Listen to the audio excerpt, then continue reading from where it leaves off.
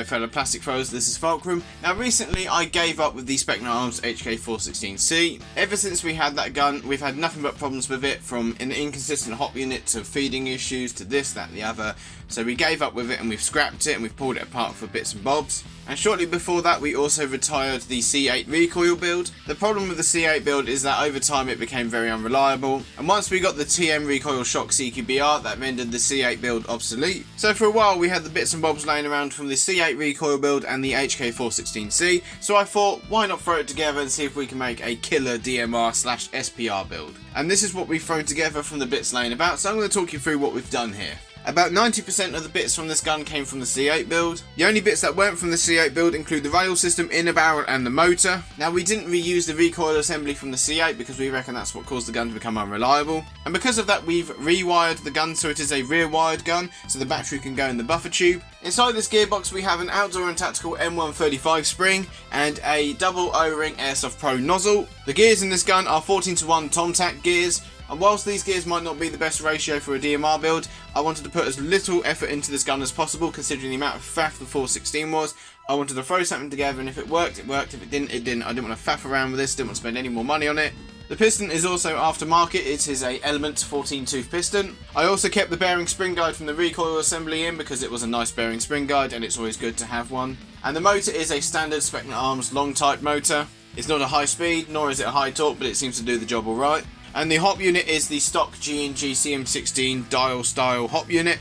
I know that these gear type hop units aren't very popular and people consider them to be quite inconsistent, but the C8 when I used it had no problem with inconsistency, so we stuck to this hop unit. The outer barrel assembly also came from the C8, it's your typical CM16 M4 outer barrel assembly. And for the inner barrel we have a 430mm 602 shooter type bore. Now this barrel originally had a Sugru R-hop, but the problem was the patch had pushed through, so we decided to flat hop it instead. And for the flat hop we've used a G&G green bucking with the nub shaved off, and the flat hop nub is a homemade nub made out of a bit of biro tube and a cable tie glued together. And because the barrel is longer than the typical inner barrel of a M4 carbine, we have to put the suppressor on to hide the rest of it. I don't normally like doing this because I like the barrel to be supported by the actual outer barrel, and I don't like a suppressor that's full of inner barrel because it won't suppress it. But this one isn't too bad because it doesn't fill the suppressor all the way.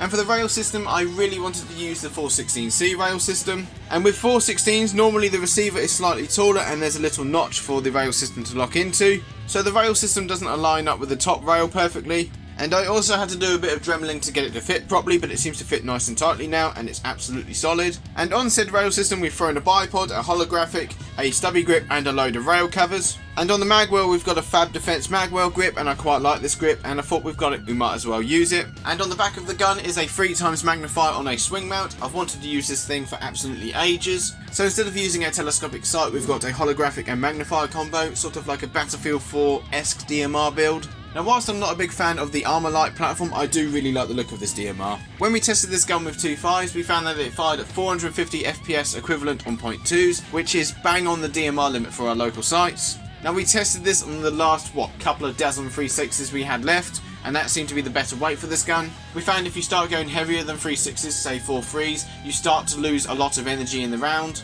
We're trying to find some bio 3.6s right now, but BBs are quite hard to come by right now, especially bio rounds because of the whole lorry driver fiasco, but hopefully we'll find some rounds and test this properly. But with the few shots that we were able to fire with this gun, we found that it was incredibly accurate and the range on it was incredibly good as well. Whilst it would be nicer to be able to use a heavier weight, you have to wind the hop on even further to get any sort of lift out of it. That's why I prefer the Sugru hop, because it seems to be a lot better at lifting heavier weights. But that being said, considering this was my first experience of a flat hop, I quite like it. It definitely seems to work really well at lifting weights like 2.5s. But I think with this gun, unlike the M14, if we try and push 4.3s, 4.5s or 4.8s out of this thing, we're pushing our luck. It's just a bit too heavy for it, you start to lose the power, and the hop can't really put enough pressure to lift the BB properly. Now the range of this gun seems to be around about 80 metres with the 3.6s. When we ran out of those we tried 2.5s again, and it seemed to make it to the 80 metre mound, but the problem was because they were 2.5s, the wind was taking them because they're quite lightweight for that velocity, so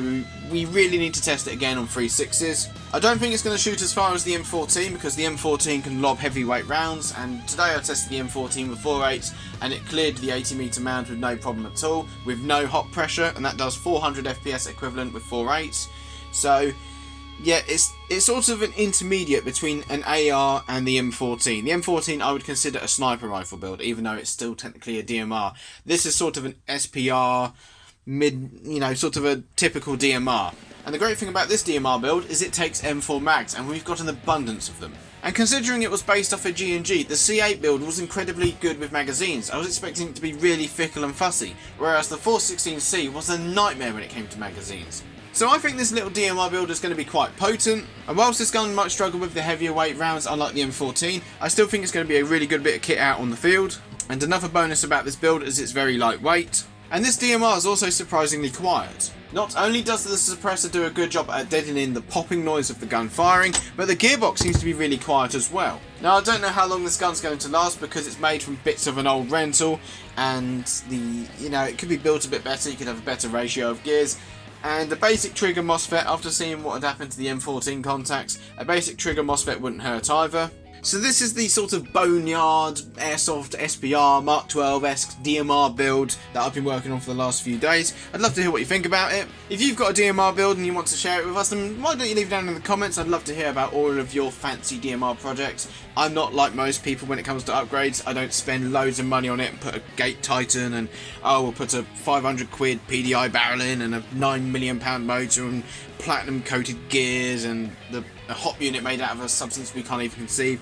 I like to make things with what we've got laying around and squeeze the most out of what we've got laying about. 80-20, let's get 80% of the performance out of 20% of the time and cost. And this DMR so far seems to be doing alright with that.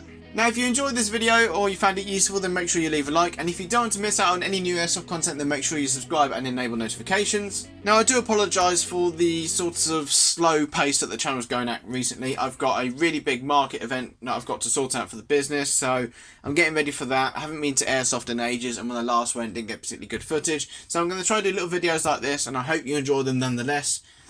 But other than that guys, thank you very much for watching, and as always, play fair, play safe. Take care.